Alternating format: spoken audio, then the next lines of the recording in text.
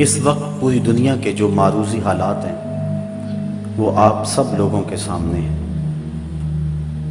کابل سے کندھار تک، قلعہ جنگی سے دشت لیلا تک، تورا بورا سے تکریر تک، موصل سے بغداد تک، جاوا کے ساحل سے رباط کے کوچہ و بازار تک، نیل سے کاشغر تک، القدس سے کشمیر تک، دریائے آموں کے اس پار سے ڈھل جھیل کے کناروں تک، جس سمت بھی نظر اٹھائیں خون ہی خون بکھرا ہوا نظر آ رہا ہے۔ ہم نے لٹتے ہوئے بغداد کی کہانیاں بھی پڑھی، غرناطے کو ڈوبتا ہوا بھی دیکھا، اندلس کی سرزمین میں مسلمانوں کے قتل عام کے قصے بھی دیکھے، لیکن ان 2-3 اشروں میں جس انداز سے مسلمانوں کے ساتھ جبر و ظلم کی داستاں رقم کی جا رہی ہے، یہ ایک انوکھا، دل گداز اور روحوں کو چیرتا ہوا ایسا ماحول ہے کہ ہر دل دکھ سے بھرا ہوا ہے۔ کائنات کے ایک ایک گوشے میں آگ سلگ رہی ہے۔ ہمارے ساتھ کیا ظلم نہیں ہوا اور کون سا دکھ ہم نے نہیں سہا۔ ہمارے سروں سے بال نوچے گئے اور ان زخموں میں تیزاب چھڑک کر ہمیں دھوپ میں تڑپنے کے لیے چھوڑا گیا۔ یہ کل کی کہانی ہے۔ ہماری شارگوں کو کاٹا گیا اور جب خون بہہ گیا تو شارگوں میں پٹرول بھرا گیا۔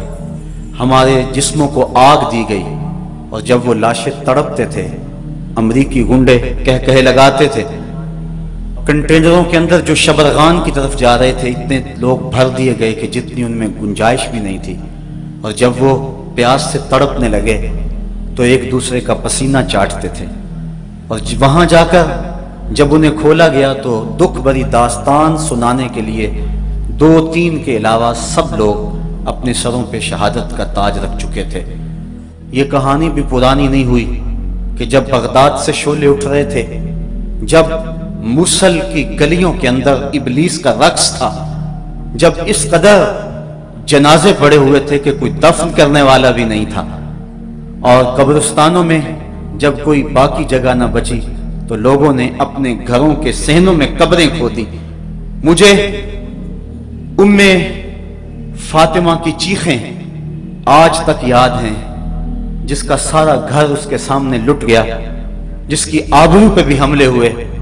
فلسطین کے اندر ابھی کل کی کہانی ہے کہ 100 بچوں کو ٹینکوں تلے رون دیا گیا۔ میں نے کعبۃ اللہ کی غربی دیوار کے ساتھ کچھ عورتوں کو لپٹ کے روتے ہوئے دیکھا۔ جب غور کیا تو وہ فلسطین کی خواتین تھی، اپنے رب کو اپنے دکھوں کی کہانی سنانے آئی تھی۔ ہمارے ساتھ بڑا کچھ ہوا، ہم نے بڑے دکھ سہے، ہمارے اوپر بڑے کچوکے لگے، ہم زخموں سے چور تھے، ہمارے کلیجے چیرے گئے۔ گوانٹا ناموبے کے جیل خانوں کے اندر 6x4 کے پنجروں میں ہمیں سردیوں میں برہنہ رکھا گیا۔ ہمارے ساتھ جبر کی داستانیں رقم کی گئی۔ ظلم کا کون سا طریقہ تھا جو آزمایا نہ گیا؟ بدر کی داستان اور شاب ابی طالب کی گھاٹیاں، طائف کے بازار، مکے کی گلیاں، اور پھر وہاں سے یہ قافلہ سخت جہاں کربلا کے تپتے ہوئے ریگزار میں کھڑا ہوا نظر آتا ہے۔ ہم نے گردنیں کٹائیں، ہم نے اس راستے کے اندر اپنے بچوں کو اپنے ہاتھوں پہ لے کے ظالم کے سامنے کھڑے ہو کر کے کہا کہ تم ہمارے جذبہ شہادت کو کیسے مان کر سکتے ہو؟ جو چل کے آ سکتے تھے وہ پاؤں کے بل بوتے پہ آ گئے، اور جو چل نہیں سکتے تھے ظالموں تیر آزماؤ، انہیں ہم گود میں اٹھا کے لے آئے ہیں۔ ہماری تاریخ بڑی تابناک ہے، ہماری تاریخ بڑی روشن ہے، ہماری تاریخ بڑی دلاویز ہے۔ ہم ہنس کے جان دینا جانتے ہیں۔ 1857 کی جنگ آزادی میں جب علامہ کفایت اللہ کافی کو پھندے پہ چڑھایا جانے لگا تو انگریز نے کہا تھا، میں نے بڑا جنونی مولوی دیکھا ہے کہ جو پھندے کی طرف بڑھ رہا تھا تو میں نے اس کے چہرے کے اوپر سرخیاں دیکھی ہیں، اس کے چہرے کے اوپر میں نے بانکپن دیکھا ہے، اس کے چہرے کے اوپر میں نے ایک عجیب روشنی دیکھی ہے۔ ہم تو پھانسی گھاٹوں میں بھی اجالا کرتے ہیں، ہم تو ہٹلر کے دیش کے اندر بھی مسکرا کے جان مارتے ہیں۔ ہم نے تو یہ عظیمتوں کی داستانیں رقم کی۔ ظالموں نے بڑے ظلم کیے، بڑے دکھ کیے، خلافت عثمانیہ کو توڑنے کے لیے ان کے کتنے جاسوس حرکت میں آئے، مسلمانوں میں افتراق کے بیج بوئے، کیا کیا دکھ نہیں اور کیا کیا زخم نہیں جو ہم چاٹ رہے ہیں۔ لیکن یہ 2-3 سال تو ایک ایک لمحہ عذاب بنا ہوا ہے، ایک ایک سانس اذیت بنی ہوئی ہے۔ مغرب نے یہ سمجھا کہ شاید ان کا دم خم ختم ہو گیا ہے۔ وہ سمجھتا ہے کہ مسلمان سیاسی عدم استحکام کا شکار ہے، ان کے حکمران استعمار کے اعلیٰ کار ہیں، ان کی معیشت مفلوج اور دفاع کمزور ہو چکا ہے، لے دے کے ایک حب نبی کا جذبہ ہی رہ گیا ہے جو ان کے سینوں میں موجود ہے، اور وہ چاہتا ہے کسی طرح ان کے سینوں سے یہ جذبہ بھی نکال لیا جائے اور پھر انہیں مٹا دیا جائے یا انہیں اپنا غلام بنا لیا جائے۔ وہ ہم سے حب رسول کی تپش چھیننا چاہتا ہے اور ہم سے وہ ہماری پہچان اور ہماری وہ عزت چھیننا چاہتا ہے۔ مغرب نے یہاں بھی ٹھوکر کھائی، اس نے حکمرانوں کے آئینے میں عوام کے چہرے کو دیکھا، اس نے سمجھا کہ ان میں زندگی کی رمق نہیں، اعصاب شل ہو گئے، دل بجھ گئے۔ لیکن مغرب کان کھول کے یہ بات سن لے کہ یہ لٹا ہوا کارواں، یہ خانمہ برباد لوگ، یہ کبھی یورپ میں انہیں لوٹا، کبھی انہیں امریکہ میں لوٹا، یہ لٹتے رہے، یہ کربلا میں بھی لٹے، یہ لوٹے جاتے رہے۔ ان کے لٹنے کی کہانی بڑی دردناک بھی ہے اور بڑی طویل بھی ہے، لیکن مغرب سن لے کہ جب یہ خود لٹنے پہ آ جائیں تو پھر اپنا سودا کوچہ محمد میں کرتے ہیں، جب وہ خود لٹنے پہ آ جائیں تو پھر سب کچھ رسول کریم کی ناموس کے لیے قربان کرنے کے بعد بھی یہ کہتے رہ جاتے ہیں، کروں تیرے نام پہ جاں فدا، نہ بس ایک جاں دو جہاں فدا، دو جہاں سے بھی نہیں جی برا، کروں کیا کروڑوں جہاں نہیں۔ مغرب تو براہ راست حملے کر رہا ہے جس سے ہمارے جگر پاش پاش ہو گئے ہیں۔ ہمارا تو موقف یہ ہے کہ کوئی اشارے اور کنائے سے ہمارے آقا کریم پر حملہ کرے تو وہ بھی ناقابل معافی جرم قرار پاتا ہے۔ مسلمانوں کے نزدیک نالین نبی کی نوک شاہی سے زیادہ محترم ہے، وہ تو کہکشاں کو آپ کے قدموں کی دھول سمجھتے ہیں۔ ان کے نزدیک کلیوں کا ٹٹکنا تبسم رسول کا صدقہ ہے اور ان کے طلبوں کا دھون آب حیات ہے۔ یہ درد مندان عشق کوچہ حبیب کے غلاموں کو بھی اپنا امام سمجھتے ہیں۔ خواجہ فرید نے کیا خوب کہا تھا، توڑے تھکڑے دوڑے کھاندڑیاں، تیرے نام تو مفت وکاندڑیاں، تیرے باندیاں دی میں باندڑیاں، ہم درد کتیاں نال ادب۔ اور میرے امام نے کہا تھا، تجھ سے در اور در سے سگ اور سگ سے ہے مجھ کو نسبت، میری گردن میں بھی ہے دور کا پٹا تیرا۔ ہم تو حضور کے در اور حضور علیہ السلام کی غلامی کو اپنے لیے وجہ اعزاز اور وجہ تعظیم سمجھتے ہیں۔ یہ مغرب کی بھول ہے کہ ہمارے سینوں سے یہ تپش اور یہ حرارت چھین لے۔ یہ مر سکتے ہیں، یہ اپنا سب کچھ کٹا سکتے ہیں، لیکن ان کے لاش کے ایک ایک ٹکڑے سے محمد محمد کی صدائیں آئیں۔ صاحبو، بات لمبی ہو رہی ہے۔ واقعہ اس طرح ہوا کہ 30 ستمبر 1905 کو ڈنمارک کے ایک اخبار نے، جس کی پیشانی کے اوپر سٹار آف ڈیوڈ، یہ یہودیوں کا مذہبی علامتی نشان ہے، اس کی پیشانی پہ چھپا ہوا ہے، اس نے 12 خاکے شائع کیے، اور اس کے بعد ہالینڈ کے اخبارات نے اور دیگر 22 ممالک کے 75 اخبارات نے ان خاکوں کو دوبارہ جنوری 2006 میں شائع کیا۔ 200 سے زائد ٹی وی چینل نے اس کی تشہیر کی۔ ہالینڈ کے اخبارات نے لکھا کہ ہم ہر ہفتے ان خاکوں کو شائع کریں گے تاکہ مسلمان اس کے عادی ہو جائیں۔ اٹلی کے ایک بدبخت وزیر نے خاکوں والی ٹی شرٹ پہنی اور اپنی قوم سے کہا کہ اس کو رواج دیا جائے تاکہ مسلمانوں کے جذبات مجروح ہوں۔ یہ خاکے یہودی کارٹونسٹ ویسٹر گارڈ نے بنائے اور اس نے مختلف اخبارات کو دیے۔ 11 اسلامی ممالک کے سفیر ڈنمارک کے وزیر اعظم کے پاس احتجاج لے کر پہنچے، لیکن اس بدبخت نے ان کو ملنے سے انکار کر دیا۔ 27 مسلمان تنظیموں کے 17,000 افراد نے اپنے دستخطوں کے ساتھ ایک یادداشت مرتب کر کے ڈنمارک وزیر اعظم کو بھیجی، اس نے اس کو وصول کرنے سے بڑی ڈٹائی کے ساتھ انکار کیا۔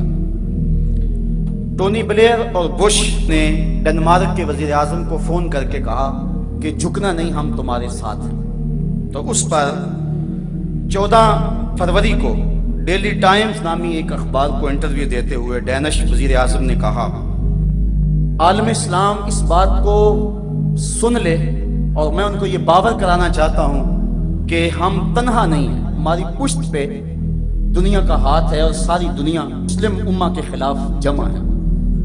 یہ ہماری غیرت کو جھنجھوڑ دینے کے لیے اس کا ایک جملہ کافی تھا، اور چاہیے تھا کہ خادم حرمین کھڑا ہو کے حضور کے روضے کے سامنے اعلان کرتا کہ اگر تم سارا کفر جمع ہو گئے ہو تو ہم محمد عربی کی غلامی میں سارے مسلمان جمع ہیں۔ لیکن کوئی ایسا اعلان، کوئی ایسا احتجاج مقابلے میں نہ آیا، جس کے نتیجے کے اندر ان کی بے باکی بڑھتی گئی، یہاں تک کہ یورپ کے اندر ایک شراب خانے کو کعبۃ اللہ کی طرز پہ تعمیر کیا گیا، اور جنرل ہوڈ نے گوانٹا ناموبے کے جیل خانوں میں مسلمان قیدیوں کے ٹائلٹس کے اندر قرآن مجید کے ورقے رکھے اور انہیں ذہنی اذیت اور شاق پہنچایا۔ مسلمانوں کا شدید احتجاج جو انڈونیشیا، مصر اور پاکستان میں بالخصوص ہوا، اس کی دھمک پورے عالم پہ محسوس ہوئی، تو انہوں نے وقتی طور پہ سلسلے کو روک دیا۔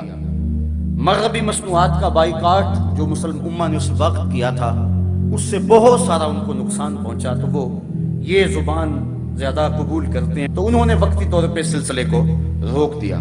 لیکن 2 سال گزرنے کے بعد 2008 میں دوبارہ انہوں نے یہ خاکے شائع کیے اور مسلمانوں کے جذبات پر آریاں چلائی گئی۔ بلیوں اور کتوں کے حقوق پر تنظیمیں بنانے والے یہ منافق اور عیار، پتہ نہیں ان کو 1 ارب 40 کروڑ انسانوں کے دلوں کو زخمی کر کے کیا ملتا ہے۔ حالانکہ مغرب کے اندر بھی توہین رسول کی سزا قتل رہی ہے، حضرت عیسیٰ علیہ السلام کے توہین کی سزا قتل رہی ہے، بعد میں ان کو عمر قید کی سزا کے اندر تبدیل کیا گیا۔ جرمنی کے اندر ان کی شرارتوں کی وجہ سے جب ان پہ حملے کیے گئے تو 6 لاکھ یہودی اس وقت جرمنی میں موجود تھے، تو 4 لاکھ ڈنمارک اور دیگر ممالک کی طرف ہجرت کر گئے، اور باقی 2 لاکھ یہودیوں میں سے کچھ کو پکڑ لیا گیا اور ان کو قتل کیا گیا۔ لیکن یہودی یہ تعداد 60 لاکھ بتاتے ہیں، اور وہ کہتے ہیں کہ 60 لاکھ یہودیوں کو تہہ دیگ کیا گیا اور انہیں کو جلایا گیا۔ اب اگر کوئی شخص یہ کہے کہ ان کی تعداد 60 لاکھ نہیں تھی بلکہ 2 لاکھ لوگ تھے، ان میں سے کچھ لوگ قتل ہوئے، تو اس پر یورپ میں 20 سال سزا رکھی گئی ہے کہ اس نے اس تعداد کو کم کیوں کیا ہے، اس تعداد کو کم بتا کر یہودیوں کو دکھ پہنچایا ہے۔ تو اگر کوئی سچ کہہ دے تو ان کو دکھ پہنچتا ہے، اور اس پر بھی 20 سال سزا مقرر ہے۔ آزادی رائے کی بات کرنے والے یہ منافق اور یہ عیار اور مکار تاریخ کے جھونکوں میں جھانک کر اگر کوئی صحیح بات سامنے لانا چاہتا ہے تو اس کو سزا دیتے ہیں، اور اسرائیل کو انہوں نے یہ حق دیا ہے کہ ایسے شخص کو وہ طلب کر کے اپنے ملک کے کورٹ کے اندر کھڑا کر کے سزا دے سکتا ہے۔ جبکہ حضور علیہ السلام کی توہین، آقا کریم علیہ السلام کی توہین، قرآن مجید کی توہین، اس کو آزادی اظہار کے نام سے مغرب رواج دینا چاہتا ہے۔ صاحبو، یہ سب کیوں ہوا؟ ہمارے آقا و مولا کی توہین کائنات کے گوشے گوشے میں کیوں ہو رہی ہے؟ اور یہ پہلی مرتبہ ایسا ہوا کہ یہ ایک فیشن بن گیا اور تسلسل کے ساتھ یہ سلسلہ جاری ہے۔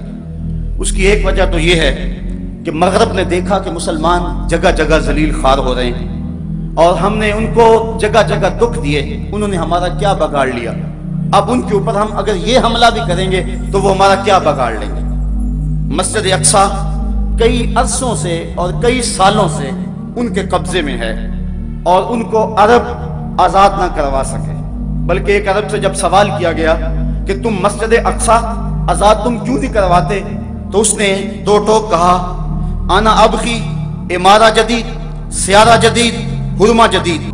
اس نے کہا مجھے نئی عمارت چاہیے، مجھے تو نئی بیوی چاہیے، مجھے نئی گاڑی چاہیے، باقی یہ حکومت کا کام ہے، مجھے کوئی غرض نہیں۔ جب وہ گھوڑے کی ننگی پیٹھوں پہ بیٹھ کر میدان عمل میں اترنے والے جب وہ یہ بات کرنے لگ جائیں گے تو یہودی دلیر نہیں ہوں گے تو اور کیا ہوگا؟ تو یہودیوں نے یہ دیکھ لیا کہ مسلم امہ کے اندر بیداری پیدا نہیں ہو رہی، مسجد اقصیٰ کتنے عرصے سے ہمارے قبضے میں اور وہ کچھ نہیں کر رہے، لہٰذا اب ان کے پیغمبر صلی اللہ علیہ وسلم پر بھی حملہ کرو تو یہ کچھ نہیں کر سکیں گے۔ بوسنیا، چچینیا، عراق اور دیگر مسلمان ممالک کے اندر ہماری خواتین کی آبرو ریزی کی گئی، ان کی عصمت پامال کی گئی، لیکن مسلمان کچھ نہ کر سکے۔ اس چیز نے بھی ان کو دلیر کیا۔ اس کے ساتھ ساتھ مسلمان حکمرانوں کی عیاشیاں، بلکہ برطانوی حکومت کے ساتھ بعض شہزادوں کی عیاشیوں پر مشتمل ویڈیو فلمز موجود ہیں، اور اگر کوئی بات کرنے لگتا ہے تو وہ کہتے ہیں یہ ہم لوگوں کے سامنے رکھ دیں گے، اور پھر سارے چپ ہو جاتے ہیں۔ تو اس حوالے سے امہ کے جو حکمران ہیں وہ عیاشیوں میں مبتلا ہیں اور مبتلا رہے ہیں، لہٰذا جو عیاشیوں میں مبتلا ہو جائے وہ اپنا سر ہتھیلی پہ لے کے سر میدان آنے کا عادی نہیں ہوتا، بلکہ وہ متاع زندگی کو ہی عزیز سمجھا کرتا ہے۔ ہمارا باہمی افتراق و انتشار یہ ان کو دلیر کرتا ہے، اور انہوں نے ہمارے اندر طرح طرح کی افتراق اور انتشار کے بیج بوئے ہیں۔ لارنس آف عربیہ، اس نے جب سلطنت عثمانیوں کو توڑا اور وطنیت کے نام سے انہوں نے قوموں کو تقسیم کیا، لیکن تھوڑی دیر کے بعد یہ آپس میں قریب ہو گئے، تو اس نے ایک بات کہی تھی، اس نے کہا تھا کہ اگر میں ان کے اندر ایسے اختلاف پیدا کرتا جس سے یہ فرقہ بندی کا شکار ہو جاتے تو یہ ایسے اختلاف تھے کہ صدیوں یہ اختلاف ان کے ختم نہ ہوتے۔ میں نے وہ جو صلاحیت وہاں ضائع کی، کاش کہ میں فرقہ واریت ان کے اندر داخل کر کے ان کو باہم آپس میں تقسیم کر دیتا، پھر کبھی بھی نہ جڑ سکتے۔ اس وقت بر صغیر دیکھ لیں، پوری دنیا دیکھ لیں، پھر انہوں نے اس منصوبے پہ عمل کیا۔ یہ ایک دکھتی ہوئی رگ ہے، اور یہ ایک ایسا دردناک دکھڑا ہے کہ جس نے ہماری امت کو چاٹ لیا ہے۔ حال یہ ہے کہ 1857 کی جنگ آزادی میں مدارس اجاڑے جا رہے تھے، علماء کو کالے پانیوں کی سزا دی جا رہی تھی، جزیرہ انڈمان میں علماء کو پھانسی گھاٹوں میں لٹکایا جا رہا تھا، اور علماء مذہبی لوگوں کو ملازمتوں سے الگ کیا جا رہا تھا۔ اگر اس دور میں وائسرائے ہند ایک مدرسے کی بنیاد رکھ رہا ہو تو ہمیں سمجھنے کے لیے یہ کافی ہے کہ اس کے مقاصد کیا ہو سکتے ہیں۔ اس دور میں اگر کسی عالم دین کو 600 روپیہ ماہوار تنخواہ ملتی ہو تو یہ بات سمجھنے میں دیر نہیں لگتی کہ اس کو تنخواہ کیا حدیث پڑھانے کی دیتے تھے یا ان کے پس پردہ کوئی اور کام تھے جس کی وجہ سے انہوں نے جبہ و دستار والے لوگوں کو خریدا اور پھر امت میں تشدد اور تفریق کے بوجھ بوئے۔ اور یہ وہ دکھڑا ہے، اقبال تڑپ تڑپ کے رو رو کے کہتا رہا، دیکھ مسجد میں شکست رشتہ تسبیح شیخ، اور بت قدے میں برہمن کی پختہ زناری بھی دیکھ، چاک کر دی ترک نادانے خلافت کی قبا، سادگی مسلم کی دیکھ اوروں کی عیاری بھی دیکھ۔ یہ ہمارے لیے وہ بڑا دردناک ٹکڑا ہے۔ سب سے پہلے یہ بات کہی گئی جس نے امت کے اندر تفریق پیدا کی کہ خدا اگر چاہے تو ایک لمحے میں کروڑوں محمد پیدا کر دے۔ یہ تھا وہ بر صغیر میں اختلاف۔ اور میں کہتا ہوں آج اگر کوئی ڈنمارک کے خلاف بات کرتا ہے تو میں گزارش کروں گا کہ وہ امت کے اندر جو اختلاف کی بنیاد ہے اس کو مٹانے کی کوشش کرے، اور جو کتابیں لکھی ہیں وہ لکھنے والے کوئی پیغمبر نہیں، عام مولوی ہیں، وہ جرأت کا مظاہرہ کرے اور بیچ چوراہے کے رکھ کے ان کتابوں کو آگ لگا دے اور بریت کا اظہار کرے کہ ان لوگوں سے ہمارا کوئی تعلق نہیں ہے۔ اگر کوئی حضور کی مثلیت کا قائل کل تھا ہم اس کی بھی نفی کرتے ہیں، اگر کوئی آج کھا کے تراشتا ہے تو اس کی بھی نفی کرتے ہیں۔ اگر حضور کے ناموس سے لوگ مخلص ہیں تو ان کو یہ اعلان کرنا ہوگا کہ ہمارے بزرگوں نے جو کہا ہم ان کی نہیں مانتے، ہم مثلیت کے قائل نہیں ہیں۔ ہمارا آج عقیدہ یہ ہے کہ پوری کائنات کے اندر دوسرا محمد ممکن ہی نہیں ہے۔ خاکہ تو بڑی دور کی بات ہے، حضور کا تو سایہ بھی نہیں تھا۔ حضرت مجدد الفسانی علیہ الرحمہ نے بڑے واضح اور دو ٹوک انداز کے اندر اپنے اس موقف کو بیان کیا۔ آپ فرماتے ہیں مثلہو در عالم امکان متصور نیز، حضور کی مثل ممکن ہی نہیں ہے۔ خدا نے وہ سچائی پن چھڑیا جدے وچ محمد نو ٹالیا سی۔ خدا نے حسینہ جمیلہ دا منہ موڑ دیتا، محمد بنا کے قلم توڑ دیتا۔ ایسا حسین پہ کر تراشا، لا یجلس الذباب علی جسدہ، جسم پہ کبھی مکھی نہیں بیٹھتی تھی، ثانی دور کی بات سایہ بھی نہیں تھا، اذا تکلم رؤیا کالنور یخرج من بین ثنایاہ، جب بات کرتے تھے منہ سے نور کی کرنیں چھن چھن کے نکلتی تھی، اذا ضحک یتلالع فی الجدر، جب مسکراتے تھے سامنے والی دیواروں پہ عکس پڑتا تھا، اذا سر استنار وجہہ، اور جب مسکراتے تھے چہرے کی لکیروں سے نور نکلتا تھا، رخ کے آئینے میں مصور سجا ہوا، چہرے کی ہر لکیر پہ قرآن لکھا ہوا، آنکھیں کیا کہوں کہ باب حرم کھلا ہوا۔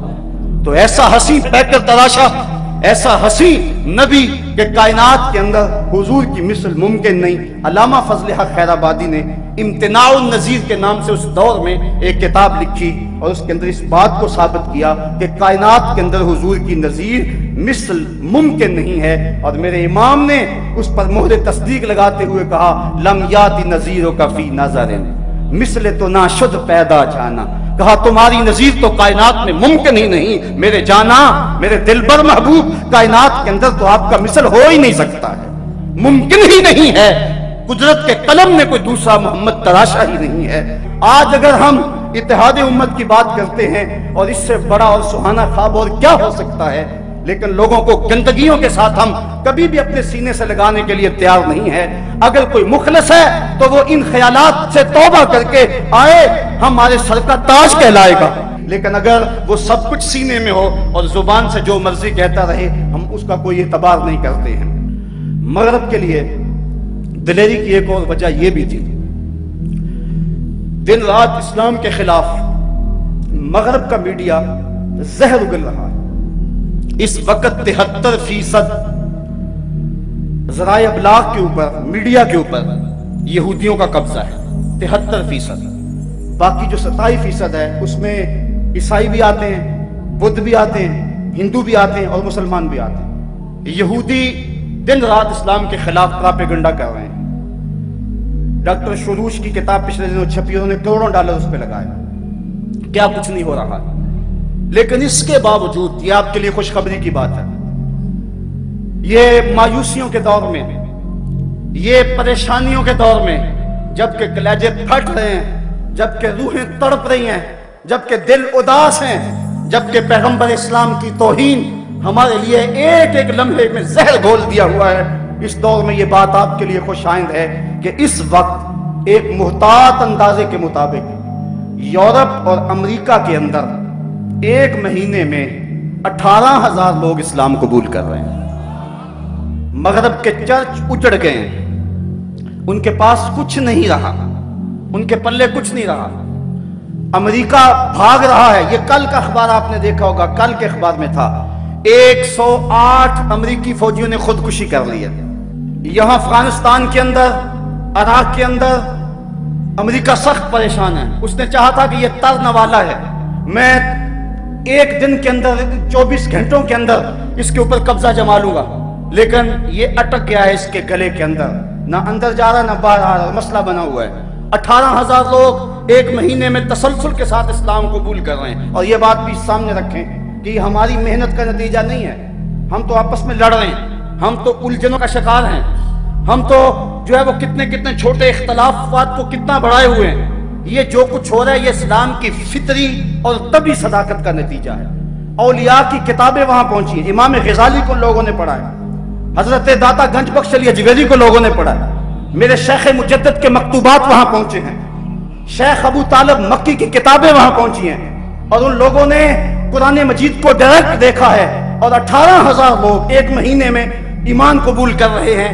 اگر آپ اور میں لوگ اپنی زندگی کی راہیں ٹھیک کر لیں، اپنے ظاہر اور باطن کو ٹھیک کر لیں، تو یہ 18 لاکھ تک پہنچ سکتے ہیں۔ مجھے برطانیہ سے آنے والے ایک شخص نے پچھلے دن بتایا کہ برطانیہ کے اندر ٹین ایجز لڑکے پاؤں میں ملبوس ہیں، ان کی سچی داڑیاں ہیں اور سروں پہ امامے رکھے ہوئے ہیں۔ وہ کیا کہا تھا اقبال نے کہ مسلمان کو مسلمان کر دیا طوفان مغرب نے۔ رد عمل کے طور پہ یہ نتائج پیدا ہوئے، اور آج یورپ میں تیزی کے ساتھ اسلام پھیل رہا ہے، اور مغرب پریشان ہے اس حوالے سے کہ اگر مسلمان دوسری قوت تو بن گیا دنیا پہ، اور اگر اس طرح بڑھتے رہے تو دنیا پر قابض نہ ہو جائیں اور طاقتور نہ ہو جائیں۔ اس لیے انہوں نے ہمارے مرکز محبت کو چھیڑا اور یہ بڑا نازک حملہ ہمارے اوپر کیا۔ اس وقت ہمارے دانشور اس حوالے سے سخت پریشان ہیں۔ اگر اس بات کو چھوڑ دیا جائے اور اس کو معمول کی ایک کارروائی سمجھ لیا جائے تو پھر ہمارے پلے کچھ نہیں بچتا، اور اگر بار بار وہ یہ کام کرتے ہیں تو ظاہر ہے احتجاج کا وہ زور ہر بار نہیں بھی رہتا۔ اور ڈینش وزیر اعظم نے یہ بات کہی بھی اپنے بیان میں کہ 2006 میں جو احتجاج ہوا تھا 2008 میں وہ احتجاج دیکھنے میں نہیں آیا۔ ایسی کانفرنسیں کرنے کے لیے وسائل درکار ہوتے ہیں اور اس کے لیے وقت درکار ہوتا ہے، تو روز روز اجتماعات بھی نہیں ہوتے، لوگ سڑکوں پہ آئے، روٹی اور آٹے کا بحران ہمارے ملک میں افرید کی طرح جو ہے وہ طاری ہے، اور یہ ایک ایسا شیشناک ہے جو پھنکا رہا ہے۔ لوگ اپنے مسائل میں الجھا دیے گئے۔ اگر امت باقی معاملات کی طرح ناموس رسالت پر حملے کو برداشت کرنے کی پوزیشن میں آ جاتی ہے تو یہ بات سن لے کہ امت کے پاس پھر کچھ بھی نہیں بچتا ہے، امت کے پلے پھر کچھ بھی نہیں رہتا۔ ہمیں گھر بیچ کر بھی، ہمیں اپنی متاع جاں ہتھیلیوں پر سجا کر بھی فصیلے دار پہ چراغاں کرنا ہوگا، اور ہر صورت میں اس نغمے کو بلند سے بلند تر کرتے رہنا ہوگا، اور کوئی لمحہ ایسا نہ ہو کہ لبیک یا رسول اللہ کی صدا کم ہونے پہ آئے۔ یہ لبیک یا رسول اللہ کا نغمہ بڑھتا ہی چلا جائے، اور ہم نے اپنے آقا و مولا سے یہ عہد غلامی کرنا ہے۔ لبیک یا رسول اللہ کیا ہے؟ حضور کے ساتھ عہد غلامی ہے۔ غزوہ حنین کے موقع پہ جب آقا کریم اپنے اصحاب کے ہمراہ حنین کی طرف بڑھ رہے تھے، راستے میں ایک درے پر کافروں نے اپنے تیر انداز پہاڑوں کے دامن میں چھپا رکھے تھے۔ مسلمان تو لڑائی کے لیے جا رہے تھے، لیکن اچانک جب حملہ ہو گیا تو اس غیر متوقع حملے کی وجہ سے مسلمان پریشان ہو گئے، اور ایک مرتبہ لشکر کے اندر بھگدڑ مچ گئی۔ تو راوی بیان کرتا ہے کہ جب سب لوگ بھاگ رہے تھے، حضور علیہ السلام نے یہ جملہ کہتے ہوئے انا النبی لا کذب انا ابن عبد المطلب کہا، یہ کوئی جھوٹ نہیں، میں اللہ کا نبی ہوں، میں عبد المطلب کا بیٹا ہوں۔ یہ کہہ کے حضور علیہ السلام نے اپنے گھوڑے کو ایڑ لگائی اور حضور علیہ السلام آگے بڑھے، اور حضور نے دائیں مڑ کے دیکھا اور فرمایا یا معاشر الانصار، اے گروہ انصار۔ تو سب انصار نے مل کے جواب دیا لبیک یا رسول اللہ، ابشر نحن معاک، حضور ہم حاضر ہیں، آپ کو بشارت ہو، آپ خوش ہو جائیں، ہم آپ کے ساتھ ہیں۔ پھر حضور نے بائیں سمت دیکھا اور پھر کہا یا معاشر الانصار، تو صحابہ نے پھر کہا لبیک لبیک نحن معاک یا رسول اللہ، حضور ہم حاضر ہیں، ہم حاضر ہیں، ہم آپ کے ساتھ ہیں، اور جلدی جلدی اپنے اونٹ موڑنے لگے۔ روایات میں پڑھا ہے کہ جب صحابہ اونٹ موڑتے تھے، اگر کسی کا اونٹ سرکشی کرتا اور واپس نہیں مڑ رہا تھا، اس نے اس کو بھی بوجھ سمجھا اور اونٹ سے چھلانگ لگائی اور دوڑتا ہوا حضور کے پاس آ گیا اور کہتا تھا لبیک لبیک نحن معک یا رسول اللہ صلی اللہ علیہ وسلم، حضور ہم حاضر ہیں، ہم حاضر ہیں، ہم آپ کے ساتھ ہیں۔ آقا کریم علیہ السلام کو صحابہ نے وہ جو جواب دیا، آج اس جواب کا تسلسل اور اس کے صدائے بازگشت پوری دنیا پہ گونج رہی ہے، اور کائنات کا ایک ایک بچہ، ایک ایک مسلمان یہ پکار رہا ہے۔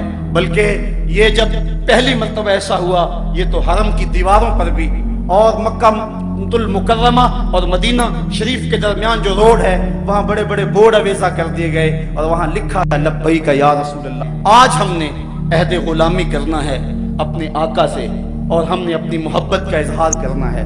بات جہاں تک حضور کی عظمت کی ہے، اللہ تعالیٰ نے قرآن میں فرمایا وَرَفَعْنَا لَكَ ذِكْرَكَ، محبوب تیرا ذکر ہم نے بلند کیا ہے۔ یہ ڈنمارک کے لوگ جو مرضی کرتے رہے، حضور کی عظمتوں کو نہیں ہٹا سکتے۔ چاند طرف منہ کر کے تھوکنے سے اس کی نوری کرنوں کو میلا تو نہیں کیا جا سکتا۔ وہ ہیرا کا چاند، وہ عرب کی روشنی، وہ آمنہ کا راج تلارا، جس کے سر پہ وَرَفَعْنَا لَكَ ذِكْرَكَ کا تاج میرے رب نے رکھا ہے، اس کی عظمتوں کو کون گھٹا سکتا ہے؟ یہ ہمارا امتحان ہے، یہ ہماری آزمائش ہے کہ ہم اس سلسلے کے اندر کیا کرتے ہیں اور اس سلسلے کے اندر اپنا کردار کیا پیش کرتے ہیں۔ میرے آقا کریم نے جب بھی اپنے گستاخ کے لیے کسی شخص کو پکارا، ہمیں تاریخ بتاتی ہے کہ اس نے لبیک کہتے ہوئے عرض کی حضور میں ایک لمحے کی تاخیر کے بغیر حاضر ہوں۔ ہمیں تاریخ بتاتی ہے کہ ایک بدبخت خالد الحزلی مکے میں بیٹھ کر حضور کی توہین کرتا تھا، ایک دن حضور نے ابن انیس سے کہا، ابن انیس میری بات سنو، تو انہوں نے جواباً کہا روحی لے روح کا فداؤن مرنی بما تشاء، حضور میری روح آپ کی روح پہ قربان ہو، آپ حکم تو کریں میں پورا کروں گا۔ تو آقا کریم نے فرمایا کہ میرا حکم یہ ہے کہ خالد حضلی کا مجھے سر لا کے دو۔ تو پھر انہوں نے یہ نہیں کہا کہ میں اکیلا ہوں، میں تنہا ہوں، وہیں سے اٹھے اور مکے کا سفر شروع کیا، اور 18 دن کے بعد واپس بھی آ گئے اور اس کا سر حضور کے قدموں میں ڈال دیا۔ تو جب آقا کریم علیہ السلام نے اس کو دیکھا تو آقا کریم نے اسے مبارک دی اور اپنا عصا عطا فرمایا، اور فرمایا کہ یہ تیرے اور میرے درمیان حشر کے دن نشانی ہوگی۔ اور پھر حضرت ابن انیس رضی اللہ تعالی عنہ جب فوت ہونے لگے، آپ نے اپنے اہل خانہ کو وصیت کی جب میں مروں تو یہ میرا عصا جو ہے جو حضور نے مجھے عطا کیا میرے کفن میں لپیٹ دینا، تاکہ کل قیامت کے دن میں عصا لے کر حضور کے سامنے جاؤں۔ اور آقا نے کہا تھا کہ یہ میرے اور تیرے درمیان حشر کے دن نشانی ہوگی۔ میں جب یہ لفظ پڑھے تو میری روح کانپنے لگی، میرا دل پھٹنے لگا اور عجیب کیفیت میرے اوپر طاری ہو گئی۔ میں نے کہا ابن انیس تیرے پاس تو نشانی موجود ہے، حضور نے عصا دیا اور حشر میں تو نشانی پیش کر دے گا، اگر حضور نے ہم سے کوئی نشانی مانگی تو کیا نشانی ہمارے پاس ہوگی؟ حضور نے کہا کہ تم نے میرے گستاخوں کے لیے کیا کیا، تو ہم دیکھیں سوچیں گریبان میں جھانکیں کہ ہم کس طرح چین سے سو جاتے ہیں، کس طرح کھانا کھاتے ہیں، کس طرح پانی پیتے ہیں۔ حضرت امام مالک نے تو کہا تھا کہ دو ہی باتیں ہیں اس دھرتی پہ، یا مومن زندہ رہے گا یا گستاخ رسول زندہ رہے گا، کہا ایک ساتھ دو زندہ نہیں رہ سکتے ہیں۔ حضرت معاذ بن جبل نے گھوڑے سے اترنے سے انکار کر دیا جب یمن میں گئے، کہا مجھے پتا چلا تمہاری دھرتی میں ایک گستاخ رسول بستا ہے، جب تک وہ گستاخ یہاں موجود ہے میں اس دھرتی پہ قدم نہیں رکھ سکتا، اتنی دیر تک اتروں گا نہیں جب تک اس کا سر میرے سامنے نہیں ہوگا۔ تو یہ تھی ہمارے بزرگوں کی کہانیاں۔ تو میں کہہ رہا تھا، سوچ رہا تھا کہ ابن انیس تیرے پاس تو نشانی ہے، کاش ہمیں بھی نشانی مل جائے۔ کامل چیمہ شہید نے بھی ایک نشانی حاصل کر لی، غازی علم الدین شہید نے بھی ایک نشانی حاصل کر لی، غازی عبد القیوم نے بھی ایک نشانی حاصل کر لی۔ یہ ہیں وہ نشانیاں جو کل حضور کی خدمت میں لے کر حاضر ہوں گے۔ حضرت غازی علم الدین اپنی گردن کی ٹوٹی ہوئی ہڈی لے کر شامل ہوں گے، اور غازی عامر چیمہ شہید اپنے بدن کے اوپر ہٹلر کے بیٹوں کے لگائے ہوئے زخم لے کر حضور کے سامنے پیش ہوں گے۔ ان کے پاس تو نشانیاں موجود ہیں۔ پھر میں نے سوچا چلو لبیک یا رسول اللہ کانفرنس میں زور لگا کے لبیک یا رسول اللہ کہہ کے عہد تو کریں کہ اور ہمارے مقدر پھر ہماری یہ قسمت کہ ہمیں بھی کوئی نشانی مل جائے اور ہم بھی اس پہ ساری زندگی ناز کریں اور اپنے بچوں کو نصیحت کریں کہ اس کو ہمارے کفن میں لپیٹ دینا۔ آج اس نشانی کی طلب کے لیے، اس کی آرزو کے لیے، اپنے آقا سے عہد غلامی کرنے کے لیے اور اپنی جان، اپنا مال، اپنی صلاحیتیں، اپنا وقت، اپنی نسلیں حضور پر قربان کر دینے کے لیے اس عزم کے ساتھ لبیک یا رسول اللہ کا نعرہ بلند کریں۔ یہ ایک رسم نہ ٹھہرے بلکہ یہ تمہارے دل کے دھڑکن کی صدا ہو، اور دل تمہارے آنسو اس کے صدا کے اندر جذب ہوں، اور محبتوں کے ساتھ اپنے آقا سے عرض کریں لبیک یا رسول اللہ، لبیک یا رسول اللہ، لبیک یا رسول اللہ۔ یہ کیسے دن آئے، فلک بھی دشمن، زمین بھی مخالف، اوپر سے بھی بارود، نیچے سے زلزلے، جائیں تو کہاں جائیں، نہ پائے ماندن نہ جائے رفتن، لگتا ہے رحمت خداوندی بھی ہم سے روٹ گئی۔ گناہگاروں کے کریم آقا، غریب پرور آقا، بندہ نواز آقا، ہم سے بھول ہوئی، ہم اقرار کرتے ہیں ہم سے بھول ہوئی، ہمیں معاف کر دیں۔ حضور معافی، حضور معافی، حضور معافی، حضور معافی۔ ماضی کی خطاؤں سے درگزر فرمائیں، آئندہ عہد کرتے ہیں ایک ایک سانس آپ کے نام کیا، جئیں گے تو آپ کے لیے، مریں گے تو آپ کے لیے، آخری سانس تک آپ کے وفادار رہیں گے۔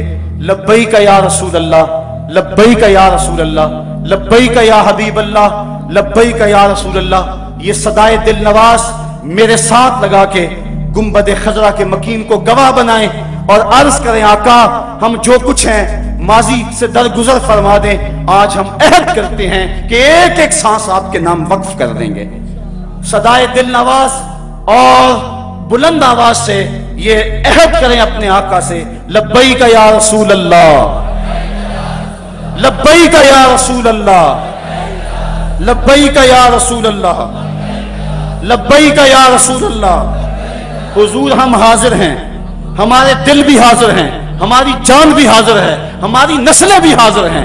लब्बैक या रसूल अल्लाह, लब्बैक या रसूल अल्लाह, लब्बैक या रसूल अल्लाह। हम अपने आका से अहद गुलामी करने आए हैं। अब साहिबो हमने करना क्या है इन हालात के अंदर, जबकि चारों समत गुस्ताखी रसूल की आग जल रही है, और अगर हम इसको बर्दाश्त करने की पोजीशन में आ जाएं तो हमारे ईमान की असास उखड़ जाएगी।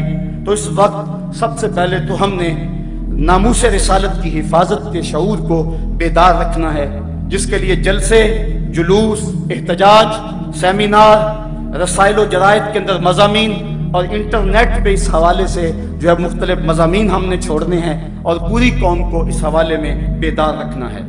आलमी सतह तक हमने इस मौक़िफ़ को पूरी दुनिया तक पहुँचाने की कोशिश करनी है। दुनिया की मुख्तलिफ ज़ुबानों के अंदर अपने मौक़िफ़ को हमने ट्रांसलेशन करके, और दुनिया के पार्लियामेंट के मेंबर, सहाफ़ी, दानश्वर और दूसरे मगरबी ममालिक के थिंक टैंक जो हैं उन तक हमने अपना मौक़िफ़ पहुँचाना है। इस हवाले से हमारा मौक़िफ़ क्या है। मुमकिन हद तक मगरबी मसनूआत का बाइकाट हमने करना है। ये पिछले दिनों के अंदर हमने जब बाइकाट किया था तो 344 मिलियन डॉलर का नुकसान सिर्फ एक उनकी कंपनी को हुआ था, जिसको मैकडॉनल्ड्स कहते हैं, और दुनिया पर उनकी 31,000 शाखों में से 721 शाखें चंद दिनों के अंदर बंद हो गई थी। इस वक्त दुनिया पर हजारों मल्टीनेशनल कंपनियों ने जाल बिछाया हुआ है, जिनमें काबिल जिक्र 500 कंपनियां हैं, और उनके अंदर 414 कंपनियां जो हैं वो यूरोप, अमेरिका और जापान की हैं, और उनमें से ज्यादातर लोग यहूदी हैं, और ये 30 से लेकर 60% तक अपनी रकम और अपनी आमदनी का जो हिस्सा है वो इसराइल की हिफाजत के लिए अदा करते हैं। इस हवाले से हमें बार बार सोचना चाहिए। ये मैकडॉनल्ड जो है उसका मालिक अमरी फीरान ये कट्टर यहूदी है, और यहूदियों को जो लोग सपोर्ट करते हैं उन पे इसका नाम तीसरे नंबर पर है, और हम बड़े फख्र से उनके रेस्टोरेंटों में, उनके होटलों में दाखिल होते हैं, और ये अपने लिए हमने स्टेटस सिंबल बनाया हुआ है। मैं यहाँ से जब गुजरता हूँ तो KFC के ऊपर एक यहूदी की लगी हुई तस्वीर मेरा कलेजा चीरती है। मैं कहता हूँ कभी तो हमारा मिजाज ये था, हमारी माएँ हमें कहानियां सुनाती थी कि बारों आए दो अंग्रेज, अगले नालों पिछला तेज। इससे मुराद पाखाना और पेशाब था, और आज उनकी तस्वीरें जो हैं वो हमारे सरों के ऊपर लगी हुई हैं। हमें तो ये दर्स दिया गया था, मल्लम यजिद सदका फलयलअनिल यहूद, तुम्हारे पास अगर सदका देने के लिए कुछ ना हो, यहूदियों पर लानत कर दिया करो, अल्लाह सदके का सवाब अता फरमा दिया करे। लेकिन आज उनकी तस्वीरें हमारे सरों पे लगी हैं, और हम उन तस्वीरों के साए में बैठ के जिंदगी का ऐश मनाते हैं, और जिंदगी की खुशियां और जिंदगी की बहारें हासिल करते हैं। ये अफसोसनाक खबर है आज हमारी जो हालत है आप सबके सामने। और ये कंपनियां करती क्या है, एक तरफ तो इसराइल को सपोर्ट करती हैं, दूसरी तरफ ये अपनी जबरदस्त तशहीर से हमारे मुआशरे के अंदर बेहयाई को फरोग देती हैं, और दिन रात वो इसमें लगी हुई हैं। मुख्तलिफ सेमिनार, मुख्तलिफ वॉक्स और जश्न बहारा के नाम से, इसके अलावा बसंत मेला और म्यूजिकल प्रोग्रामों के नाम से ये कंपनियां हमसे हमारी मताए हयात छीनने के लिए दिन रात कोशिश कर ली हैं, और ये खतरनाक किस्म की चाल है, और मुसलमान इसके अंदर शिकार हो रहे हैं। मेरे साहिबो, मैं आपसे इतनी गुजारिश करनी है कि जरूर आप इन कंपनियों के अंदर जाएं और अपना ऐश उड़ाएं, लेकिन इतना जरूर सोच लें कि यहूदी गुंडों से तार तार इस्मत बहनों को हशर के दिन क्या जवाब देंगे। कबूतर की तरह आंखें बंद न करें और उनकी ताकतवर तशहीर के सामने बेबस न नजर आए। सोचो तुम्हारी रकम कहां जा रही है। मगरबी मशरूबात को रात दिन इस्तेमाल करने वालों, फलस्तीनियों के बहते हुए लहू का भी ख्याल करो। सिगरेट की जो कंपनी फिलिप्स मोर्स है, उसमें मुसलमान जो सिगरेट पीते हैं वो कंपनी 21% इसराइल को देती है। इस तरह एक दिन के अंदर एक अंदाजे के मुताबिक 96 लाख डॉलर रोजाना हम यहूदियों के फंड में जमा करवाते हैं। कभी हमने सोचा हम क्या कर रहे हैं? कभी हमने ख्याल किया हम क्या कर रहे हैं? मैकडॉनल्ड्स में कदम रखते हुए मुसलमानों की नोची जाने वाली बोटियों को कभी भूल न जाना।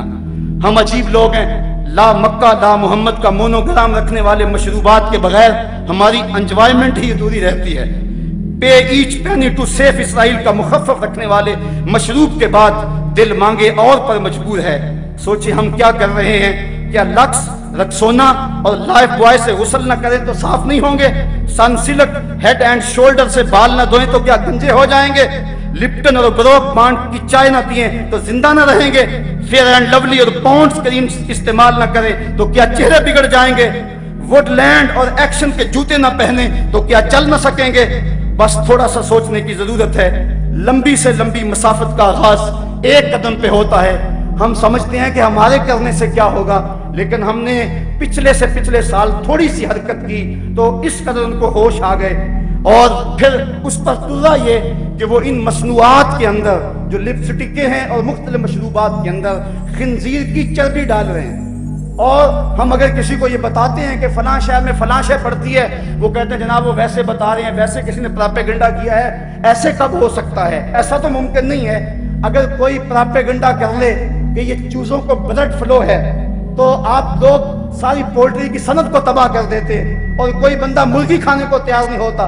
ہماری جان نہ چلی جائے، ہمیں اپنی جان کی بڑی فکر تو ہے لیکن ایمان کی کوئی فکر نہیں ہے۔ اس وقت اب ہم بتائیں کہ میاں فلاں چیز میں فلاں شے پڑتی ہے، فلاں میں سور کے میدے کی چربی آتی ہے، فلاں چیز میں یہ ڈالا جاتا ہے، وہ کہتے ہیں یہ فرضی باتیں کر رہے ہیں۔ صاحبو ہم غور کریں، بار بار غور کریں، اور اس حوالے کے ساتھ ہمیں محنت کرنی چاہیے۔ ایک تو ہمارا کام یہ کہ مغرب کی مصنوعات کا ممکنہ حد تک ہم بائیکاٹ کریں، وہ چیزیں جن کا متبادل یہاں موجود ہے وہی استعمال کریں۔ دوسری بات ہمارے کرنے کی یہ ہے کہ مغرب کے علاوہ دیگر جو ممالک ہیں، چائنا ہے جو ہمارے ساتھ دوستی کا دم بھرتا ہے، لیکن اب وہ بھی یہودیوں کی جو ہے وہ اس چال کا شکار ہو گیا۔ یہ پاکستان کے اندر چائنا سے بن کر مختلف پارچہ جات آئے ہیں، انڈرویئر کے اندر لا الہ الا اللہ محمد رسول اللہ لکھا ہوا۔ اسی طرح مختلف جو پارچہ جات ہیں، پینٹیں ہیں، ان کے پائنچوں اور ان کے نیفوں کے ساتھ لگے ہوئے جو ٹیگ ہیں ان کے اوپر جو ہے وہ کلمہ طیبہ لکھا ہوا ہے۔ میاں تم تو ہمارے دوست تھے، تم بھی ہمارے کلیجے چھلنی کر رہے ہو، کس یہودی کا تم شکار ہو گئے؟ ہمارے وطن کے ذمہ داروں کو، چائنا کے سفیر کو بلا کر تنبیہ کرنی چاہیے اور اسے پوچھیں کہ کیا یہ تمہاری دانستہ حرکت ہے یا کہ درمیان میں کوئی ایسی طاقت شامل ہوگی تمہارے علم میں نہیں ہے۔ اگر ایسی کوئی بات ہے تو وہ مداوع کریں، ورنہ جس طرح ہم باقیوں کو اپنا دشمن سمجھتے ہیں، چائنا سے ہمارا پھر کیا رشتہ رہ جائے گا؟ کیونکہ ہمارا رشتہ تو محمد عربی کے دم سے ہے۔ ہم تو دیکھنے اور سوچنے کے عادی ہی اسی انداز سے ہیں، ہم تو اسی آنکھ سے دیکھتے ہیں، اس کے علاوہ کوئی جتنا گہرا سے گہرا دوست کیوں نہ ہو۔ میرے اعلیٰ حضرت نے فرمایا اسے اپنے سے ایسے نکال دو جس طرح مکھن سے بال نکال دیا جاتا ہے، تو ہمارا ان سے بھی پھر کوئی تعلق اور رشتہ نہیں ہوگا۔ اسی طرح چائنا اور دیگر جتنے بھی ممالک ہیں ان کو بھی اپنا موقع پہنچایا جائے اور مغرب کی اس عیاری کو لوگوں کے سامنے رکھا جائے۔ مختلف ممالک کے اندر اپنی یادداشتیں بھیجتے رہنا چاہیے اور اس سلسلے کو کبھی بھی کم نہ ہونے دیا جائے۔ اقوام متحدہ اگرچہ غیر مؤثر ادارہ ہو گیا ہے تو ان کو بھی ہم ضرور جھنجھوڑتے رہیں۔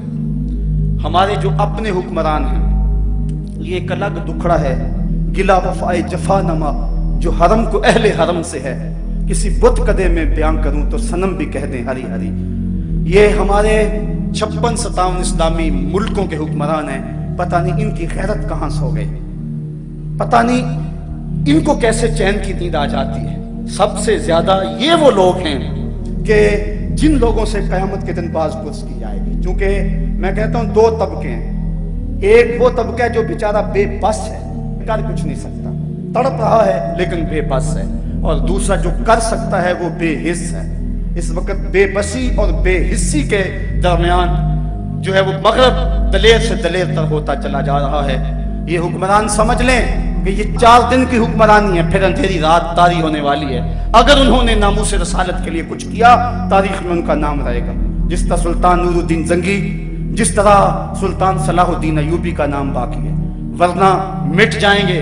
ان کے اوپر جو لتر برسیں گے ان کی بھی بولیاں لگیں گی، ان کی بھی قیمت لگے گی، اگر انہوں نے حضور علیہ السلام کی ناموس کے حوالے سے کوئی کام نہ دکھایا۔ جہاں تک حضور کی ناموس کا حوالہ ہے تو وہ اللہ کام لینا جانتا ہے، ابابیلوں سے وہ ہاتھی مروانا جانتا ہے، وہ ہمارا محتاج نہیں ہے۔ ابن حجر نے لکھا ہے اس بات کو کہ جب منگولوں نے پوری مسلم دنیا پہ قبضہ کر لیا، اور وہ دن بڑے دردناک دن تھے، جب بغداد میں خون بہ رہا تھا، جب غرناطہ لٹ رہا تھا، جب جامعہ نظامیہ کی لائبریری دجلہ کی موجوں کی زد پہ تھی، جب تہ خانوں میں پانی چھوڑ دیا گیا اور ہم نے 1.25 لاکھ لاشیں وہاں بھی اٹھائیں، وہ دن بڑے دردناک دن تھے تاریخ کے۔ ایک منگول سردار عیسائی ہو گیا اور اس نے ایک بہت بڑا اجتماع کیا۔ ابن حجر لکھتے ہیں کہ اس عیسائی بدبخت نے دریدہ دہنی کرتے ہوئے لوگوں کے اندر ہمارے پیغمبر صلی اللہ علیہ وسلم کی توہین کی۔ تو اس بڑے اجتماع کے اندر ایک بھی مسلمان نہیں تھا۔ تو جب اس نے حضور کے خلاف بھونکا تو پاس ہی بندھا ہوا ایک کتا جوش میں آ گیا اور وہ زور زور سے بھونکنے لگا۔ سب نے اسے کہا کہ تم مسلمانوں کے نبی کے خلاف بولا ہے، اس لیے یہ کتا بھونک رہا ہے۔ تو اس نے کہا کہ نہیں یہ ویسے بڑا غیرت مند ہے، میں نے ہاتھ سے اشارہ کیا تو یہ سمجھا کہ مجھے مارنے لگا، اس وجہ سے غیرت میں آیا۔ تو اس نے دوبارہ پھر حضور علیہ السلام کو سب کو شتم کرنا شروع کیا، میرے آقا کو گالیاں دینے لگے۔ کتنا مجمع تھا لیکن کوئی بھی حضور کا غلام نہیں تھا۔ تو تاریخ نے بتایا ہے کہ پھر وہ کتا ایک دم رسہ توڑ کے جھپٹ کے شیر کی طرح اس کے اوپر حملہ آور ہو گیا، اور اس نے اپنے دانت وہ اس کی گردن میں گاڑ دیے اور چھوڑا، تب جب اس کو جہنم میں پہنچا دیا۔ ابن حجر لکھتے ہیں کہ اس واقعہ کو دیکھ کر اس منگول سردار سمیت اس مجمع سے 40,000 لوگ اسلام قبول کر گئے۔ اللہ تو اپنے نبی کے دین کی اور اپنے نبی کی ناموس کی حفاظت یوں بھی کرنا جانتا ہے۔ کاش ہم اس کتے کا دانت ہی بن جاتے، اس کے پنجے کا ناخن ہی بن جاتے جو گستاخ رسول کو چیر کے رکھ دیتا ہے۔ تو وہ اپنے نبی کی ناموس کی حفاظت جانتا ہے۔ ابو لہب اگر بولے تو تبت یدا ابی لہب کا تازیانہ برستا ہے۔ وہ اپنے محبوب کی حفاظت کرنا جانتا ہے، لیکن یہ سعادت ہے جس کو نصیب ہو جائے۔ تو کاش کہ ہمارے حکمران اس حوالے سے جو ہے وہ کچھ کام کرتے، لیکن بدبخت یہ ہے کہ OIC بھی ایک مردہ گھوڑا بن گئی۔ اس وقت پوری دنیا پہ سکوت مرگ طاری ہے۔ مجھے غالب کہاں یاد آ گیا، کہتا ہے ہوا مخالف ہو شب تارو بہر طوفان خیز گسستہ لنگر کشتی و ناخدا خفت است۔ ہوا مخالف ہے، رات تاریک ہے، سمندر میں طوفان پپا ہے، کشتی کا لنگر بھی ہاتھ سے چھوٹ چکا ہے، لیکن افسوس تو یہ ہے کہ کشتی بان بھی سو چکا ہے۔ اب میری کشتی کو خدا ہی بچائے تو بچے۔ ظلمتیں ہیں یاس کی، شام ہے طوفانوں کی۔ حکمرانوں کو اپنی حکومتیں بچانے کا چکر اور غرض ہے، انہیں نہیں پتا کہ کیا ہو رہا ہے، اور اس وقت امت مسلمہ کس حالت کے اندر ظلم و جبر کی چکی کے اندر کرا رہی ہے۔ تو ہمارے حکمران ان کو ہم جھنجھوڑتے رہیں۔ یہ ریلیاں، یہ جلوس، یہ جلسے، بعض لوگ یہ بھی کہتے ہیں کہ یہ کوئی فائدہ نہیں اس کا، شاید وہ درد مندی سے کہتے ہوں، لیکن اگر یہ بھی نہ ہو تو حکمرانوں تک پیغام کیسے پہنچے؟ یہ فکر اور یہ جذبہ اور یہ سوچ یہ کس طرح بیدار رہے؟ لوگ کہتے ہیں ریلیوں نے کیا کیا، میں کہتا ہوں کہ علم الدین کس نے پیدا کیا؟ یہ ان جلوسوں کا کمال تھا کہ اس نے اپنے بھائی سے پوچھا کہ بھائی یہ باہر لوگ جلوس نکالے ہوئے ہیں، یہ کس لیے نکال رہے ہیں؟ تو اس نے کہا تھا کہ حضور کی توہین کی گئی، اس لیے یہ مسلمانوں کے غیظ و غضب کا اظہار ہے۔ تو اس نے کہا کہ اگر کوئی ظالم کو قتل کرے جس نے آقا کی توہین ہی کی تو کیا ملے گا اس کو؟ تو اس کے بڑے بھائی نے مسکرا کے کہا اسے تختہ دار ملے گا۔ تو پھر اس نے کہا اچھا اگر یہ بات ہے تو پھر 100 بار سے اس کو قبول کرنے کے لیے تیار ہوں۔ ان جلوسوں نے، ان ریلیوں نے، ان جلسوں نے غازی عامر چیمہ شہید پیدا کیا، جس نے ہٹلر کے دیش کے اندر ظالم کے گریبان میں ہاتھ ڈالا اور عظیمت کی وہ داستان رقم کی کہ 15ویں صدی جس پہ ناز کر رہی ہے۔ آج عامر چیمہ کی قبر کو بھی لوگ سلام کر رہے ہیں۔ میں نے ایک سید زادے کو عامر شہید کی پائنٹی پہ کھڑے ہو کر روتے ہوئے دیکھا، اور وہ یہ کہتا تھا ربا میں یہ نہیں کہندا کہ مینوں عامر چیمہ بنا دے، میں تے یہ کہنا ہے قدماں دی خاک ہی بنا دے۔ حضرت غازی علم الدین کا جب جنازہ اٹھا، امیر ملت علیہ رحمہ فرماتے ہیں میں نے بڑے بڑے پہلوانوں کی باتیں سنی، بڑے بڑے بادشاہوں کا تذکرہ پڑھا، لیکن میرے دل میں کبھی یہ امنگ نہ جاگی، کبھی یہ آرزو نہ ہوئی کہ فلاں بادشاہ میں ہوتا، فلاں حکمراں میں ہوتا۔ لیکن جب غازی علم الدین کا جنازہ اٹھ رہا تھا، یہ جذبہ دل میں انگڑائیاں لے رہا تھا، کاش آج علم الدین میں ہوتا۔ تو یہ سلسلہ بھی جاری رکھنا چاہیے، جدید علوم و فنون میں دسترس حاصل کر کے ترقی کی راہوں کو کھولنا، یہ اس وقت مسلم امہ کے لیے بہت ضروری ہے۔ تاکہ ہم دنیا کی دوڑ میں شامل ہو سکے. لیکن ہم کیسی عجیب قوم ہے کہ جو ہمیں اعزاز دیتا ہے اسے حوالہ زندہ کرتے ہیں. ہماری قوم کو آبرو دی اور ہم بھارت کی آنکھوں میں آنکھیں ڈال کر بات کرنے کے قابل ہوئے، لیکن ہم نے اسی ڈاکٹر عبدالقدیر خان کو جو ہے وہ پابند سلاسل کر دیا. آج وہ زندہ کے پیچھے سسک سسک کے زندگی گزار رہا ہے. بھارت کا سائنسدان تو صدارت کی کرسی پہ براجمان ہو، اور جس نے اس قوم کو آبرو بخشی آج وہ حوالہ زندہ ہوں. کاش ہمارے حکمران ان کی سوچیں بدلیں اور ان کو غیرت کے ناخن نصیب ہوں. کہتے ہیں اس دور کا جو ہے وہ ایٹم بم وہ معیشت ہے، جو معاشی طور پہ قوم پس گئی اس کے پلے کچھ نہیں رہے گا. لہٰذا ہمیں اس کے لیے کوشش کرنی چاہیے، لیکن قوم اس کو اس سے غرض نہیں ہے، وہ پیسے جوڑنے کے چکر میں ہے. کاش کہ ہم ملک کے بارے میں پہلے سوچیں. ہم نے وہ پچھلے دنوں کے اندر یہ پراپرٹی کا کام چلا، لوگوں نے فیکٹریوں سے پیسے نکال کر وہاں لگا دیے اور ملک کی انڈسٹری مفلوج ہو کے رہ گئی.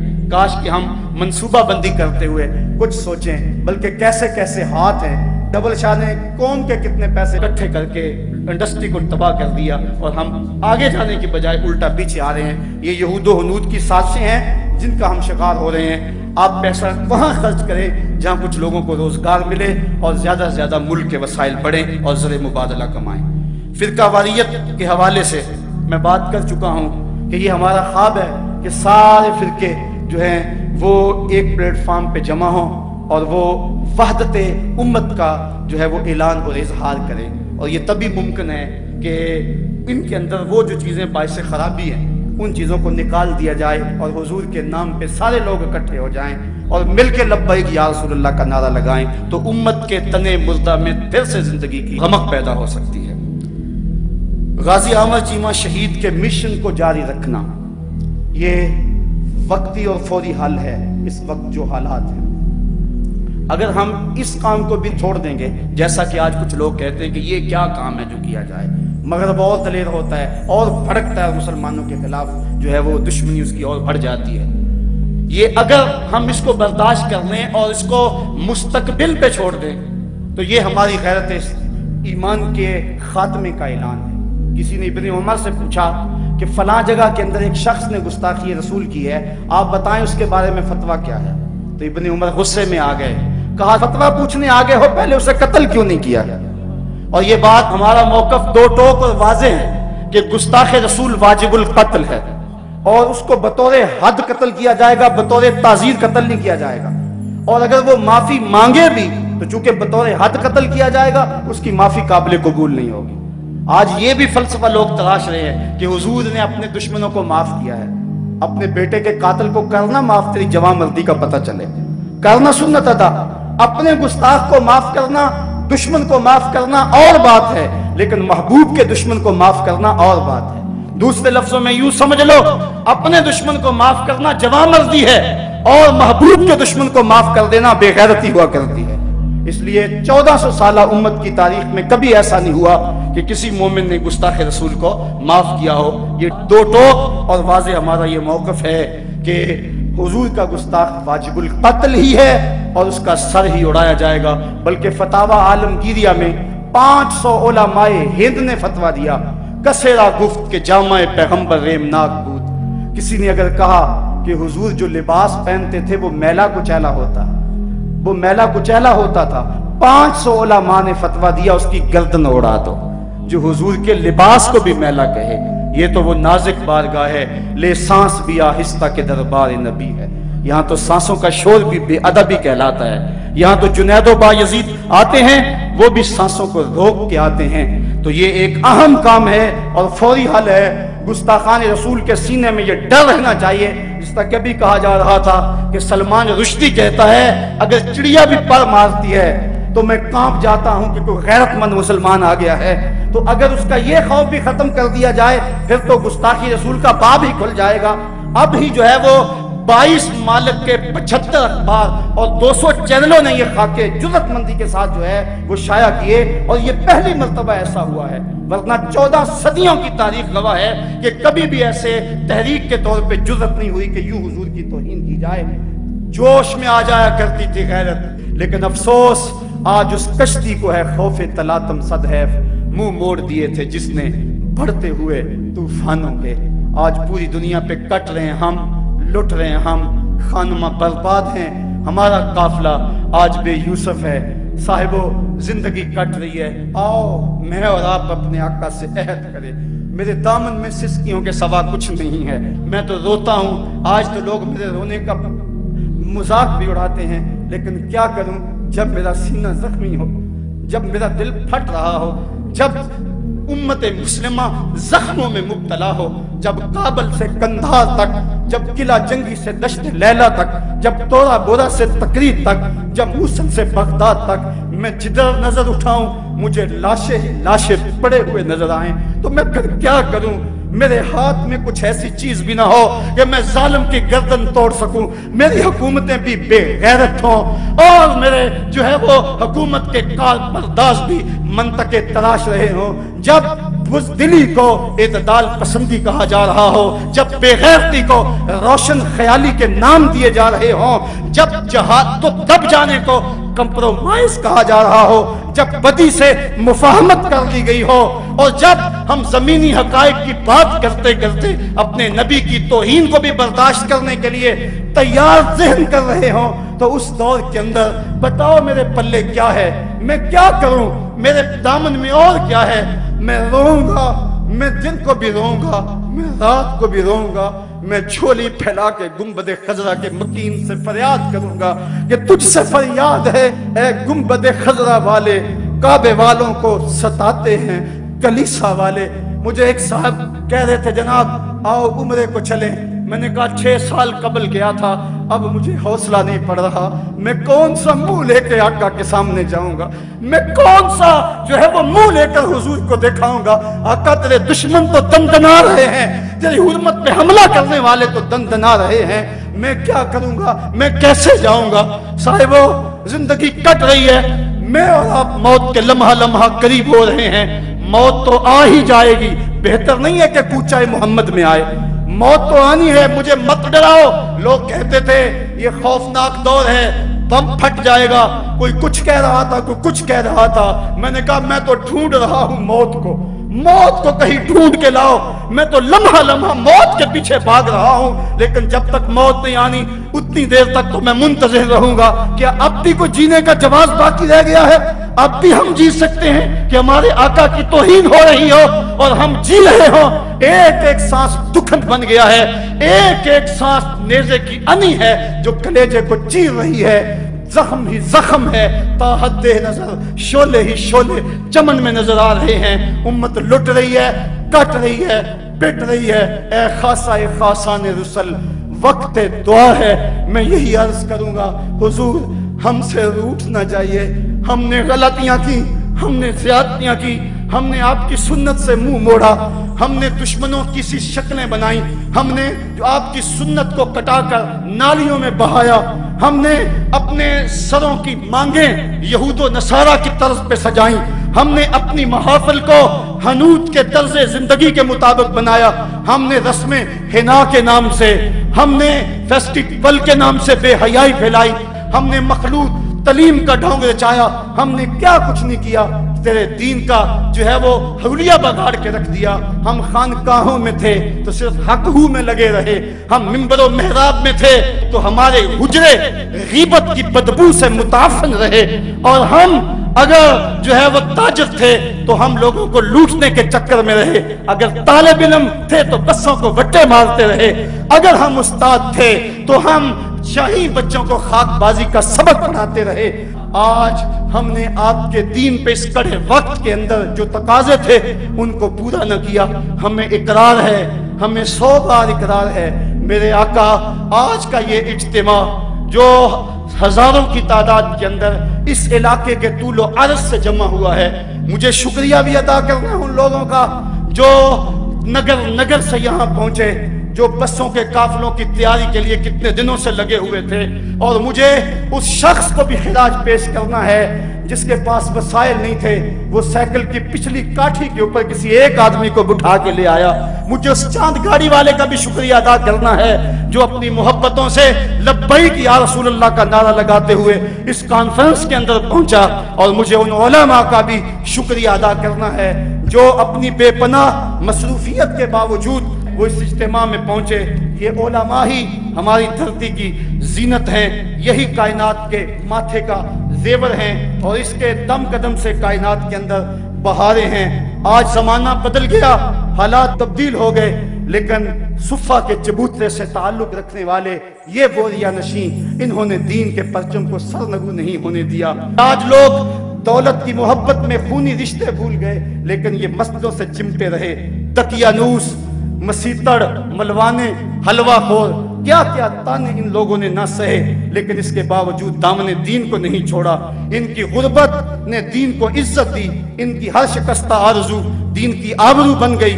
पैबंद लगे कपड़ों के बायस अपनी ही बस्ती में अजनबी तो कहलाए, लेकिन इन बोरिया नशीनों ने कभी अंग्रेज की उतरन नहीं पहनी है। इनकी दो पैसे की टोपी ताजे शही से कीमती है।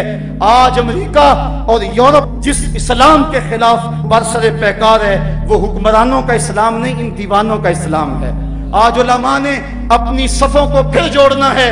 मैं क्या, मेरी औकात और मेरी हैसियत क्या, ये उलमा ने मेरे ऊपर शफकत की। जो आए मैं तहे दिल से उनका मशकूर हूँ, और जो किसी मजबूरी के तहत नहीं आ सके, मुझे उनसे भी कोई गिला नहीं है। यकीनन वो इस वक्त दीन का काम ही कर रहे होंगे, मुझे उनसे भी शिकायत नहीं करनी चाहिए। तो ये जो आप लोग आए, तशरीफ लाए, मेरे दिल की धड़कनें आपके लिए दुआएं दे रही हैं। इस अहद के साथ आज हम फिर रुखसत होते हैं कि हम अपने आका के लिए सर से लेकर पांव तक हाजिर हैं। अपने आका के लिए हमारी जवानियां भी हाजिर हैं, हमारी जिंदगी भी हाजिर है, हमारी एक एक सांस भी हाजिर है। इस नारे की लय कम नहीं होनी चाहिए। ये नारा फकत नारा नहीं, ये दिल की धड़कन है, ये सदाए दिल नवाज है, ये अपने आका नामदार से सच्चा, सुच्चा और खरा अहद गुलामी है। अगर गले से ऊपर बोलना है तो बेशक कोई ना बोले, लेकिन अगर ये दिल की धड़कन की सदा है तो आज मेरे साथ फिर वही नारा कि ये कैसे दिन आए, फलक भी दुश्मन, जमीन भी मुखालिफ, ऊपर से भी बारूद, नीचे से भी जलजले, जाएं तो कहाँ जाएं, न पाए मानदन न जाए रफ्तन, लगता है रहमत खुदाबंदी भी हमसे रूठ गई। गुनाहगारों के करीम आका, गरीब नवाज आका, बंदा नवाज आका, हमसे भूल हुई, हमें इकरार है हमसे भूल हुई, हमें माफ कर दें, माजी की खताओं से दरगुजर करें। इसके बाद वादा करते हैं आइंदा जिंदगी की एक एक सांस आपके नाम होगी, जिंदगी का एक एक लम्हा आपके नाम होगा।